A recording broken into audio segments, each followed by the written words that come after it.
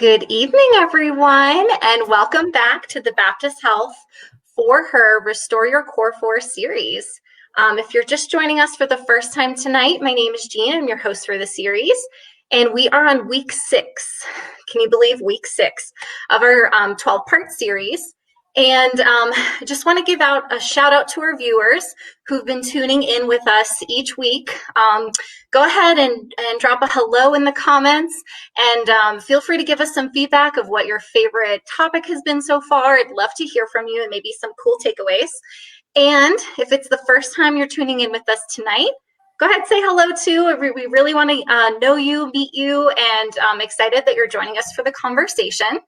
So just to kind of keep us on track, and don't worry, I will get to our guest speaker in just a second. She's awesome, by the way.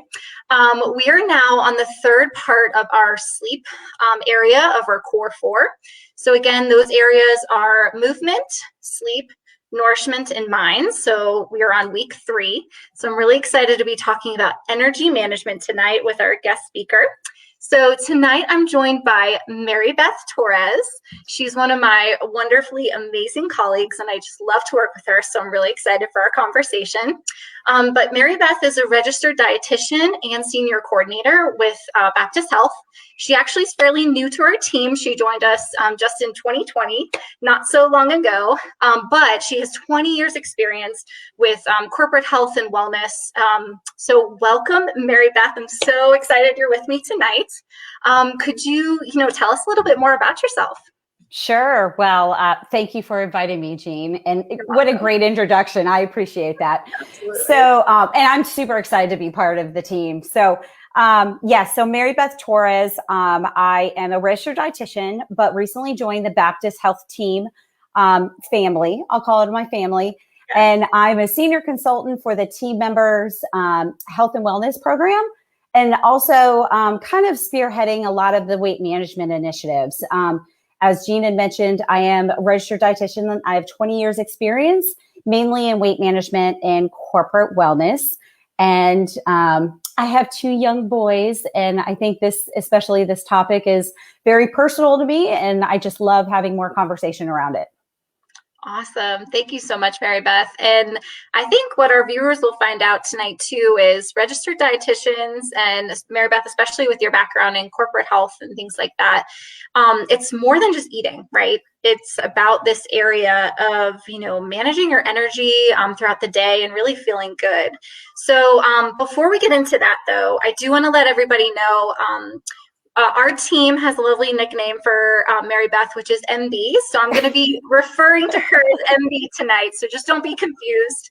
MB is Mary Beth. Just, you get it, MB, Mary Beth. So anyway, now that we've gotten past that, so Mary Beth, or MB, what is personal energy management? Could you define that for us? Sure. It's pretty much, it's just about being aware of how much mental and physical energy that you have throughout the day to do your planned events. And we're super busy and life is demanding day to day. And we really need to see, how do we prevent burnout? So understanding your personal energy management. And I think burnout is a very common term that's being used these days. I like to be a little bit more positive. So that's kind of why I use energy management rather than just like burnout. But, what habits are we doing personally to really help us every day recharge and recover from everyday life's demands? Because honestly, we have to be in the present. When you have a lot of things going on, you just want to make sure that that's important. Unfortunately, women struggle with fatigue and burnout disproportionately, unfortunately, compared to our men. And when you think about it, from being a very woman audience, we have a lot of increased responsibilities. And I think ultimately, predominantly, we're the caretakers. I mean, no matter what stage in your life, we are the caretakers. If it's caring for a child, if it's caring for a spouse, or caring for your parents, women tend to be more of the caretaker. So there's just that added responsibility. And I do feel women do feel that they struggle a little bit more on fatigue and burnout.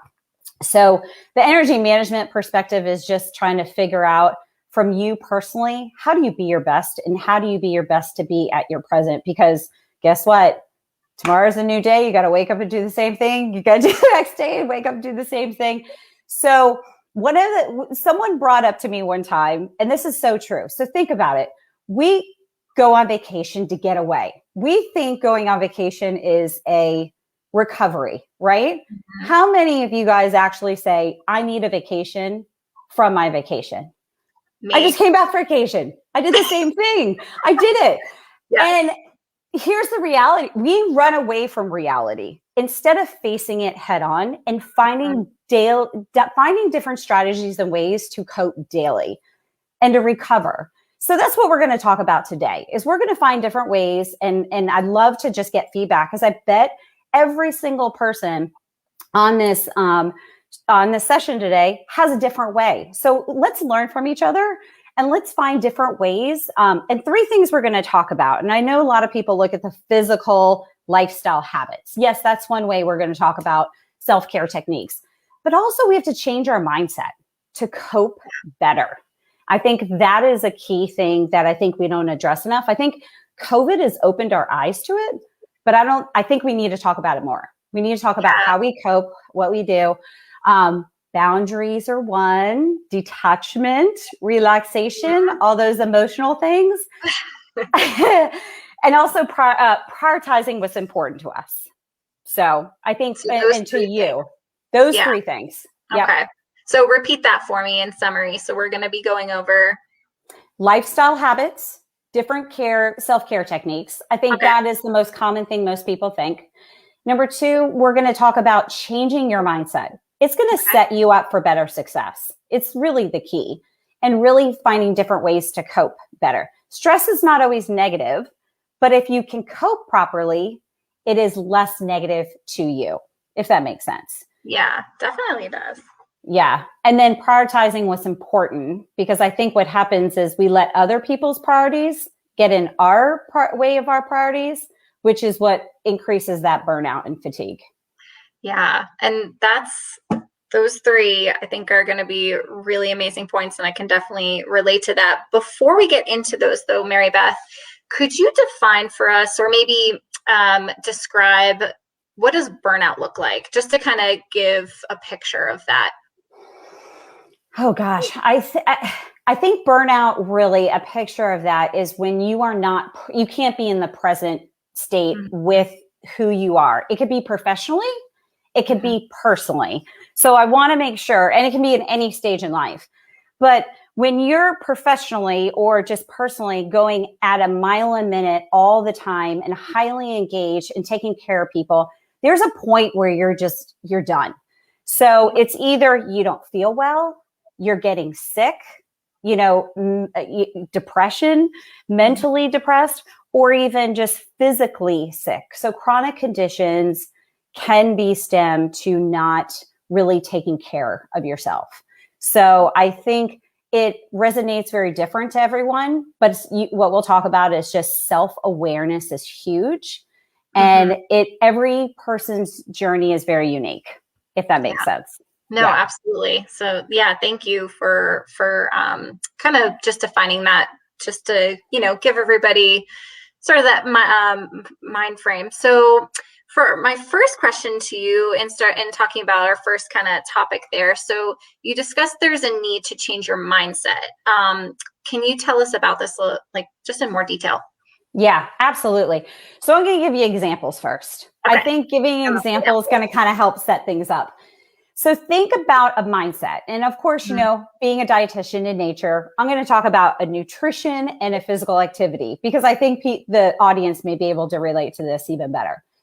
So when people say, I want to lose weight or I want to make changes, most people say, I'm going to go on a diet. Okay. What diet should I go on? Really changing your mindset is about changing the way you say it. So saying, instead of going on a diet, I'm going to try to adopt a healthier lifestyle by focusing on nourishing my body instead of depriving it, which I know we know a lot of times when you're on a diet, you're depriving yourself of some certain food group as some of your favorite foods. So just changing that, the way you say it and that mindset can make a huge difference at the approach that you take to it. Or you have people who, think from a physical activity perspective. Oh, I can't get an hour in the gym today, so I'm just not even going to go. So you have someone, say a new mother, who's like, oh my gosh, I'm not sleeping. I'm not doing this. I want to continue my activity. If you say, I'm okay if I only get 15 minutes in today, and that's fine. So it's just changing that mindset and how we talk to ourselves, or just what we have from an outlook perspective. Yeah. So those really help, kind of set the stage on mind and changing your mind. So stress and negativity, we know, takes a huge toll on someone's emotional health. It is an energy zapper. I mean, you could follow every physical activity you could possibly do, any kind of physical lifestyle. But if you are emotionally drained, your energy goes down, So we have to consider that when we talk about that. So I'm glad you approached that first, because I think changing your mindset is going to drive your body. So mind drives the body. And I think 4 strategies to changing that mindset is, number 1, what I just talked about, self-awareness. How to become more self-awareness, because I don't know you, I know that I just keep on doing the same thing over and over again. I went to go to the bank, which is on the way to my kids' daycare or my after school, and I forgot to take a turn because I was so used to just going to the one place. And I didn't even think I started. So our habits, we're not self-aware. It's autopilot. Yeah. We're on autopilot all the time. And the demand, we don't want to make less decisions. So being more self-aware is going to help you kind of make that strategy to change your mindset. And then number 2 is my favorite. I recently heard this, and you're going to resonate with this. Be nice to yourself. That is so much easier said than done, though, Mary Beth. I know. But if we tell ourselves we got to be nice to ourselves, because the number 1, we're the biggest critics. Yeah. But it's not about perfection. The more we expect perfection, the less progress you're going to make, honestly. So just be nice to yourself, even if it's inch by inch, you'll get there. And it's really hard. So I agree with you. It's easier said than done, but it's good to remind yourself, you got to be nice to you got to be nice to yourself. Every morning, if you have to do affirmations, just to be nice to yourself and just kind of having positive talk, that can be a significant energy booster for you for the day. That is. Sorry to cut you off, but when you say, positive affirmations in the mirror, I think of that little YouTube video of that little girl in the mirror just talking herself up, with the best, she had the best words to say about herself. But yeah, you're right. If we and Rosemary had a really good comment, where the mind goes, the body will follow. So I think that's a really great point, that, what we think actually manifests. Yes. And it does. And that's kind of the be nice to yourself. So how do we positively get ourselves to that? And Rosemary, that is a great statement. I love it. Thank you for sharing that. I think that I might have to steal that one too. No. And then Jean, I think the last 2 strategies, I think personally, I had to learn for myself. Having 2 young boys, it really, you put yourself in a whirlwind and you get yourself, and I resonated with these 2 last points. Be willing to say no. I never really got to personally managing my energy without saying no and without letting go of things that are not a priority. Like, is it a priority that your floor gets mopped every week? Think about it, really.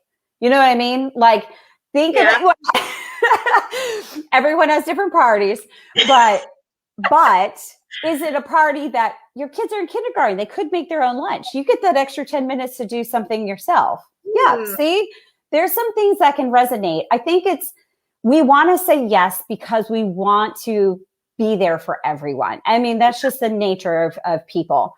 But we have to let things go. We can't add. And you have to set those priorities for yourself, and you can't let those other people create those. So engage support, delegate if you can. That's going to be huge. Okay. And then last but not least, you got to create healthy boundaries. And that kind of goes with the second one. Every day at 8:30, I detach on a daily basis. I put my kids to bed. I go in there and I go in my room. I love comedies. You should know. I make jokes all the time. If I laugh, that works. So you have to detach yourself. It could be reading a book. It could be just, it could be social media. I know people kind of say, don't do social media, don't do blue light, don't do this. You got to find things that work for you. Just because it doesn't fit in the norm doesn't mean it doesn't work. Yeah. So, like I said, I do comedies, and that detaching, I sit next to my husband, I'll talk to him for 2 hours sometimes, and he's okay with that. But that's me detaching myself. And it's important we do detach and kind of help ourselves find different ways to relax. It could be yoga, it could be meditation, it could be a variety of things, but you got to create those healthy boundaries. If not, it's just going to drive and manifest that personal energy zappers better than the boosters. Yeah. And those are all really great points. I'm just thinking of for myself personally, I have a 3-year-old, Mary Beth. I know you know that. And, he's getting to be independent and I'm realizing he's not a baby anymore. So he can put his dishes in the sink when he's done at dinner time. And just those little things, make such a big difference. I feel like when you are able to delegate, and even too, I've started incorporating just a bubble bath like once a week. Like it's 5 minutes, it's quick, not a big deal, but it's a big deal to me. Like it makes me feel more balanced. So I like what you said, that it doesn't have to be a big hoopla. It's just something simple where you can detach. So And for our viewers listening in, we'd love to hear some of the ways that you yourself, you detach, or even, some ideas for setting boundaries too. I know that's something I struggle with, and the saying no as well. So remember, it's not about perfection, Jean. It's not, you're right. It's not about perfection. So, on to kind of that second point, because I know we have those 3 areas that you want to cover today. So what lifestyle attributes or habits can assist with managing energy levels throughout the day? And I think this can be a long list, but everything is not going to work for everyone. So as I talk about energy boosters, and, obviously we kind of talk about what we could do, moving forward. Just kind of think of these things. Number one, my number one, and always will be my number one, is structure. So lifestyle habit of structure has shown to help people be more successful. And I think it just helps create habits, most of all. So everyone has 24 hours, but everyone's structure may be different. And every day may be different, but try to create as much structure as you can. And Jean, I don't know about you, having a 3-year-old, my 7-year-old is the same way. After vacation, you threw him off his normal routine and he was hectic. So same thing. We're just big kids. That's all adults are, big kids. So you don't have that structure. That is the challenge, that can really kind of mess and create these waves of lack of energy that we don't want. So our bodies are machines. That's pretty much. Yep. We really thrive off of routine. Yes. We really do. And I know Wendy Camp, who, hey, Wendy, she actually tuned in with us tonight. So she talked about this. I know, Mary Beth, you tuned in with us too, that like our bodies are just on a rhythm, like a natural rhythm. And so we have to follow that too within our routine and lifestyle as well. Yeah. Well, I'm glad you talked about hi, Wendy, how you joined, because my number 2 is sleep. So number 2 is sleep. So, think about it. sleep was made it's essential for our mind and our body to recover and recharge every day. So if you guys missed Wendy's last 2 sessions on sleep reset techniques, I highly suggest that you go back and you watch the on demand. She does a fantastic job, has 2 sessions. It's a lot of information, but that's how important sleep is. And we don't take that and we don't use it, and we don't think about how important it truly is. So, and I know some mommies out there, you're probably sleep deprived because of kind of the stage you're at, but it should only be temporary, I promise. So look at other ways that can maybe improve your energy level throughout the day, without chasing with coffee all the time and putting yourself in a cycle. Yeah. I always find sunshine makes me feel good. Who wouldn't make sunshine make you feel good? Now you live in Colorado. What's going on there, you know? Lots of sunshine too. We have a couple of comments. So Rosemary chimed in again. She said, I detach by going for long walks and just go for a ride sometimes, that seems really nice. That's awesome. And then I have another one. Walk with your girlfriends are healthy and so empowering. I so agree. Oh, that is one of my favorite things to do. Yes. I will take any day going out and socializing and going for a walk with a girlfriend over anything else. No matter what. I don't need to run. I don't need to do anything. That's why I do the sports I do, because I get to socialize. I know I'm a social butterfly. So good. Well, thank you. I love those strategies. Awesome. So the third kind of lifestyle strategy that I think is just as important as sleep is proper hydration. That's another thing that we do not take serious a lot of time. I will just tell you, I'm showing you, I have my 32 ouncer. Yep. See, or a water bottle. I take it with me everywhere.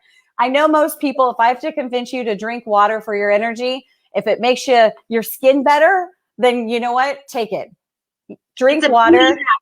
It's a beauty. Yes. But start your day off with a glass of water. If you find you're having trouble getting water throughout the day, just start off with a nice 8-ounce glass of water when you have breakfast. That's it. Start your day off right. Caffeine is fine.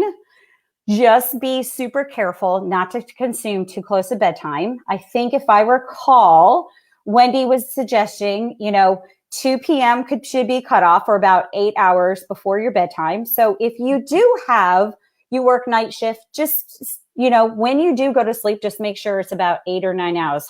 Wendy, I hope I'm saying that one right. But, caffeine is an okay thing, but not when it's caffeine in sodas, caffeine in sugar, energy drinks, and chasing rather than nourishing yourself. That's one thing I think we have to be super careful about, is people use caffeine to substitute to get quick energy rather than properly nourishing themselves or doing proper lifestyle habits to sustain that energy. So yeah, that makes sense. And I mean, maybe our viewers kind of can relate to this too, but I know when I do a workout in the morning, that gets me going for the whole day. I'm energized and ready to go. So just that one thing can really make a big difference in your day. Yeah. And that's what I'm saying. You don't have to do every single thing on this list or everything we're talking about today. You got to just find those little things that really work for you, because if you're a sleep deprived mommy, then you got to just find other ways to make it go. So yeah, definitely. So we've talked a lot about, our mindset and how important that is. And then, of course, lifestyle habits to incorporate. So what are some common challenges that we tell or what are some common challenges to maybe incorporating these things into our daily lives? Yeah, Jean, I think traditionally, as a coach, you hear the barrier time. And lack of motivation. I think we really, truly need we all have the same 24 hours. This is where I'm saying prioritize. So here's our third point. The prioritizing, and people don't realize, the more managing your personal energy gives you actually more time. because you're finding those shortcuts to really help you get through your day and really kind of setting those priorities. So you may not realize that sometimes not having a schedule and not saying priorities actually does reduce that time because you're not really or structuring the way that you need to. Whereas managing your personal time, think about it. We always talk about the healthier the employee, the more productive an employee is. We got to use that to not just professional. We should use that from a personal standpoint too. So, and I know motivation tends to be a driver, but here's the secret sauce, guys. There's no secret sauce. Okay. Motivation does not instantly show up that it's the magic pill that gets you going. It doesn't get specific behaviors done. And we keep on thinking miraculously this motivation is going to kick in and take us to the gym or take us into the kitchen and cook this healthy meal or take us to the grocery store. It doesn't. It all goes back to changing your mindset and kind of saying motivation is the outcome of something you do positive for yourself. So the fact that you're doing something positive for yourself, just like Jean, you said, I feel great in the morning after I work out. You have that motivation to continue working out in the morning because you have that positive thing that you've done for yourself. That's what motivation is. It's on the back end. It's not on the front end. So, yeah. No, that totally makes sense. And I mean, you're more likely to do something, again, if it's like a great experience, right? Exactly. Exactly. Yeah. So really, MB, you're saying just get to just using this example, just get to the gym. That's the first step. And then everything else will kind of follow.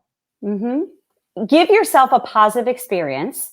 Mm-hmm. We tend to fall. It's very easy. It's kind of going back to be nice to yourself. We tend to over criticize ourselves rather than bringing that positivity to it. So the more positive you can be about your everyday experience, even if you feel so bombarded during that day, take a step back, take 5 minutes for yourself and go, okay, what's the positive outcome of this? What can I do differently to really help me manage that personal energy so I can be my best the next day or even the next 5 minutes or so?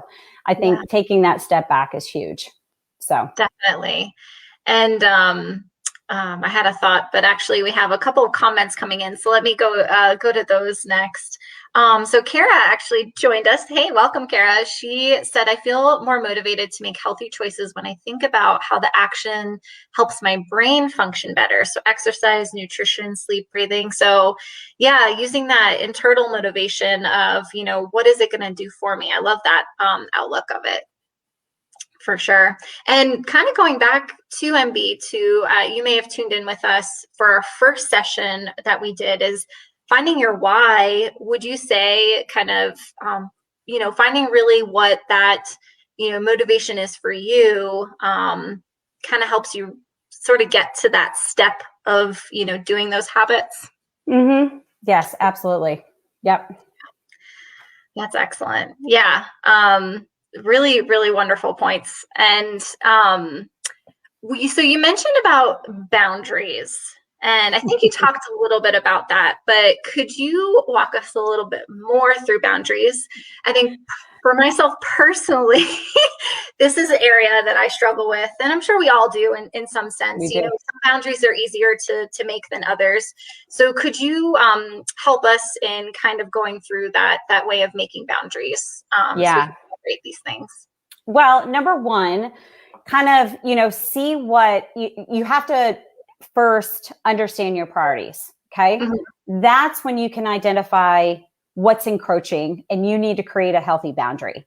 Yeah. So I'll talk from a professional standpoint, right now, and then we'll go into personal because I think they're very alike. So professionally, think about this. Sometimes you have to block your calendar because you have to get things done.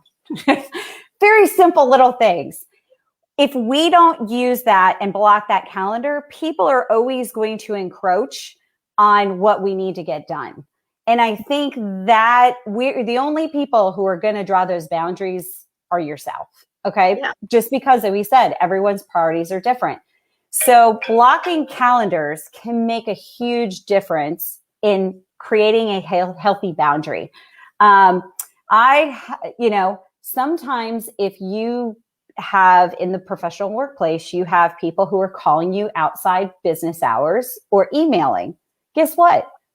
Don't check your email or put your phone away somewhere else. And don't answer it. Those are little things. It's easier said than done. I get it. Some of us are on call, so we have to it. But if you don't have to, and you can be present in your current environment at that time, you don't realize even stepping away, that's detaching. So during the workday, you're at the workday. But when you're outside the workday, that's detaching away from work. So it's a hard thing to do. Just do it step by step, a little bit at a time, and see what the repercussions are. And even so, talking about vacations, this is something someone had mentioned, just even a boundary. Sometimes we take, 6 days off. We come back going, we have so much to do. They suggested take 6 Fridays off because you still get the recovery, but you're actually doing it at different times where it's not overlapping. And it's not a significant amount. So that doesn't drawing boundaries, but it's helping you not feel so pressured, taking too much time and coming back to something that might be more than you anticipated, or you feel like you need a vacation from your vacation, No, that makes sense.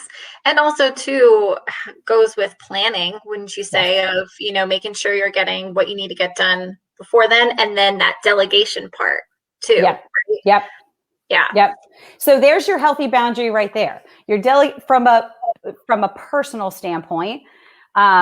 And I'm sure everyone has these. They have family members that are, I don't want to say grandparents, but you always grandparents that are always trying to kind of get, they want to spend that time. That's great. That's wonderful. But really, you as a family have to figure out what your personal time is. Boundaries, healthy boundaries even come with how many activities do you have your kids doing? Are you going to be running around at 5 different places for, 3 different kids because they want to go do it? Or do we need to kind of help them do an activity where it creates a nice healthy boundary for you, where you're going to one place and it helps you manage that energy during that day because you're not running around with like a chicken with a head cut off, So we have to set healthy boundaries for our children sometimes. No, we cannot do that. Mommy and daddy need their own time, and so forth. Same thing, grandparents. Nope, this is a family thing. We're only going to stick with the immediate family and so forth. So it's really hard. You don't want to hurt people's feelings, but I think there's very nice ways to say no.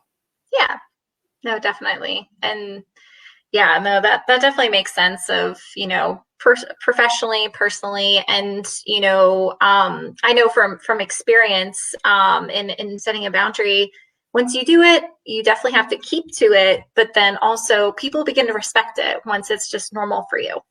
Yep. So that's the thing is, you're right. People are going to respect if you say no, and you wouldn't expect it.